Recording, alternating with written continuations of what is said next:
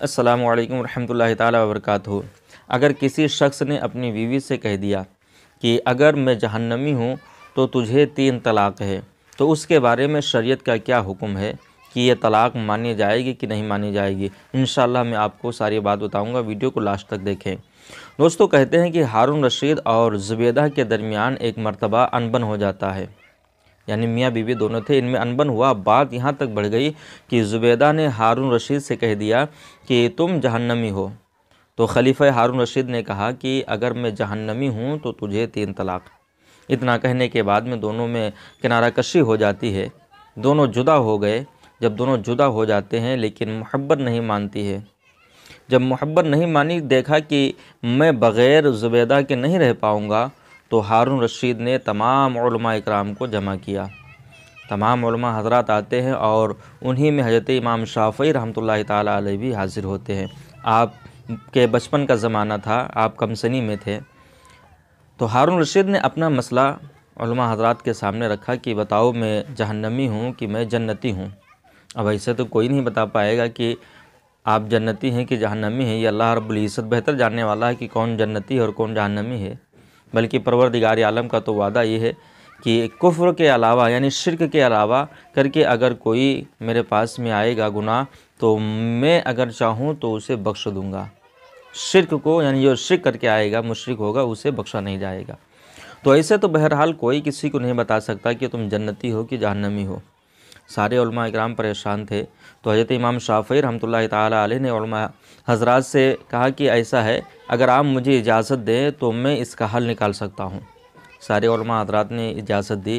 तो हज़रत इमाम शाफ़ई ने हारून रशीद की तरफ मुखातिब होकर के फ़रमाया कि ऐ खलीफा, बता, तुझे मेरी ज़रूरत है या मुझे तेरी ज़रूरत है।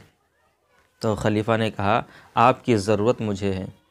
तो आपने कहा, ठीक है, अगर मेरी ज़रूरत तुझे है तो उलमा की कदर क्या करो, उलमा का मर्तबा बहुत बुलंद हुआ करता है, मुझे तख्त के ऊपर बैठाओ, मैं तख्त पे बैठूँगा।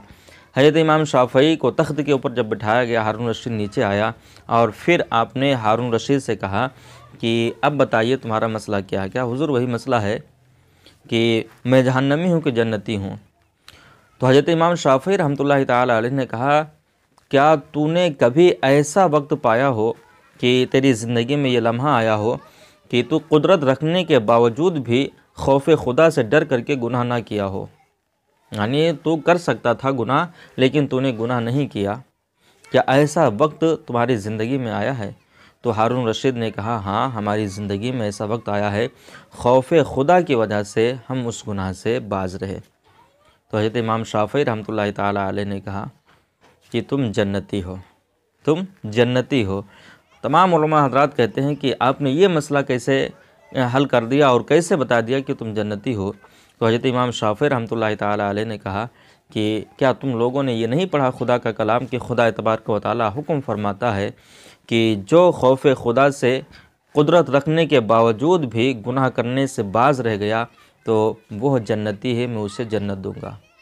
सारे उलमा हज़रात ने हज़रत इमाम शाफ़ई रहमतुल्लाहि ताला अलैह के इल्म की दाद दी और कहा, जब कमसनी का ये आलम है तो जवानी का आलम क्या होगा, बचपने का ये मकाम है तो फिर जब आलिम फाजिल बन कर के निकलेंगे, जवानी का आलम क्या होगा।